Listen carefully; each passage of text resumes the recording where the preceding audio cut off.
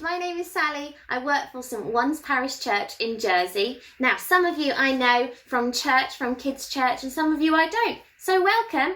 This is our Kids Church channel, and we are going to be looking at Lent. We've got 6 weeks of Lent, and we have these really cool booklets that we've been given by the Archbishop of Canterbury and of York, and it's called Live Lent, Embracing Justice. Every Sunday for 6 weeks, I'm going to be looking at challenges for that week coming that you can do. And for this one, for this time, this Lent in 2022, we're looking at justice. What does justice actually mean? Well, it's when things are fair, when people have freedom. And I know that sometimes injustice happens in your school. An example of this could be one of those kids who just doesn't really fit in, perhaps, sat by themselves, looking a bit sad.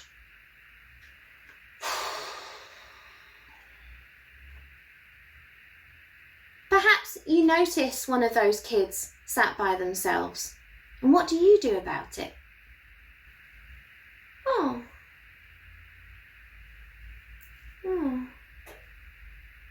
I wonder, during this time of Lent, would you choose to get rid of injustice? Would you choose to show compassion and to show love to those around you? Maybe, if you know one of those kids at school who sits by themselves, could you go over? Could you challenge yourself? A little bit like this. Hi, I'm Sally. I just noticed that you sit by yourself. Would you like to come and sit with us for lunch, or do you want to come play tag? I wonder what their response might be. It could be one of two, really. No, go away. Oh, yeah, that'd be nice. Thank you. Either way, if you get told to go away, fine, go away. If you get that response of, yeah, I'd really like to play, then well done you. Well done you if you get any of those responses, because you've stood up for justice. So during this time of Lent, we're going to be looking every Sunday for 6 weeks into our booklet for lots of ideas in ways that we can beat injustice. Are you up for it? Yay! Good, me too. So let's have a look at our first week. Now this is on page 11. Every week there's a little reading. It's only small. You could read this with your parents, whoever you live with, maybe your siblings. You might have an older sibling who can read a little bit better than you, and they can read it with you. It has a little bit at the top for us to read. Then it has a Bible verse, which I'm going to read to you on this video, and then a little prayer for the week, followed by, now this is the really exciting bit, some challenges for every day. You don't have to do them all. Don't panic. I know we have busy lives and sometimes it's hard to fit all these cool things in because we've got other cool stuff going on. But maybe at least 2 in that week. Pick and choose which ones you could do or think about. Let's have a look at week 1. Again, page number 11. And if you have one of these booklets, great. You were obviously at church this morning. If you don't have one of these booklets, that's okay. Week 1, Justice and Freedom. Exodus, the second book of the Bible, tells the story of God delivering the people of Israel from slavery to freedom. This week, we'll explore how God guides Moses as he seeks justice for his people. Let's have a look in our Bibles. Exodus 3, 1 to 12. I'm also going to read 13 and 14 as well, because it's so good. Are you ready? Have you got your ears switched on? Awesome.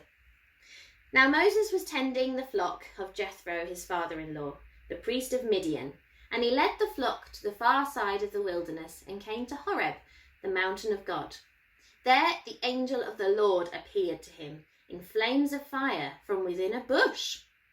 Moses saw that though the bush was on fire, it did not burn up. So Moses thought, I'll go over and see this strange sight, why the bush does not burn up. When the Lord saw that he had gone over to look, God called to him from within the bush, "Moses, Moses." And Moses said, "Here I am." "Do not come any closer," God said. "Take off your sandals, for the place where you stand is holy ground." Then he said, "I am the God of your father, the God of Abraham, the God of Isaac, and the God of Jacob." At this, Moses hid his face, because he was afraid to look at God. The Lord said, "I have indeed seen the misery of my people in Egypt. I have heard them crying out because of their slave drivers. I'm concerned of their suffering. So I have come down to rescue them from the hand of the Egyptians and to bring them up out of that land into a good and spacious land, a land flowing with milk and honey, the home of the Canaanites, Hittites, Amorites, Perizzites, Hivites, and Jebusites. And now the cry of the Israelites has reached me, and I have seen the way of the Egyptians are oppressing them. So now go. I'm sending you to Pharaoh to bring my people, the Israelites, out of Egypt." But Moses said to God, "Who am I that I should go to Pharaoh and bring the Israelites out of Egypt?" God said, "I'll be with you. And this will be a sign to you that it is I who have sent you. When you have brought the people out of Egypt, you will worship God on this mountain." Moses said to God, "Suppose I go to the Israelites and say to them, 'The God of your fathers has sent me to you,' and they ask me, 'What is his name?' Then what should I tell them?" God said to Moses, "I am who I am. This is what you are to say to the Israelites. I am has sent me to you." What an exciting passage in the Bible. Now here we see Moses on a journey. He's carrying out his normal everyday business, and then he sees a bush on fire. I know what I would do if there was a bush on fire. Yeah, I'd put the fire out. I'd grab a nearby fire extinguisher. Hold on a minute. I don't think they had fire extinguishers in the Bible. Okay, fair enough. Moses, out of curiosity, goes over because he hears an angel of the Lord speaking through that bush. God says his name. God knows his name. And God gives him a challenge. Moses goes, "Oh!" He freaks out because God's speaking to him. Whoa, big deal. But then he has a conversation. He chills out a bit more because he listens to God's voice, which is ever so comforting. Powerful, but comforting. And listens to what he has to do. Then he freaks out again because he feels so small. He's like, "God, I can't do it. I'm not old enough. I haven't passed my exams. I haven't done the homework. How am I going to do this? And what if they don't believe me?" You can just picture God, can't you, going, "Come on, mate. Come on, Mo. Get on with it. You can do this." And the reason that Moses can do it is because God says so. Imagine that. If you got given a challenge by God and you said, "But why?" He says to all of us, "Because I said so." And he's not doing it just to be bossy. He's not telling you to do something because he's bossy, because he's not. He's loving, and he knows that he can use you, a loving, kind and compassionate person, to do the works of God, to do amazing things. Like that kid who sat by themselves. God sees that. He saw the suffering of the people in the Bible, and he got Moses to sort it out. But he didn't leave Moses alone, did he? He did it with him. He led the way. God led the way. So when you see that kid, go on, off you go. And why? Because God says so. You can do it. He is who he is. He says it, doesn't he? I am who I am. And he's sending Moses, and he's sending you too. Why don't you shut your eyes and listen to this bit, okay? And we can really focus before we look at the challenges. Ready? Shut your eyes and concentrate.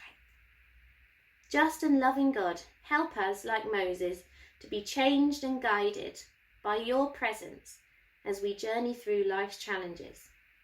Amen. Now you've got a challenge for each day, but I think you could pick at least 2. Don't make it a stress. Make it something you can use to bless, okay? No stress, just bless. Maybe on Friday you could spare food or toiletries for a local food bank. Give your mum a nudge, give your granddad a nudge, and see if they can buy an extra can. Maybe they could. For someone who needs it, perhaps more than you do. Or simply on Wednesday it says, remember that God's with you.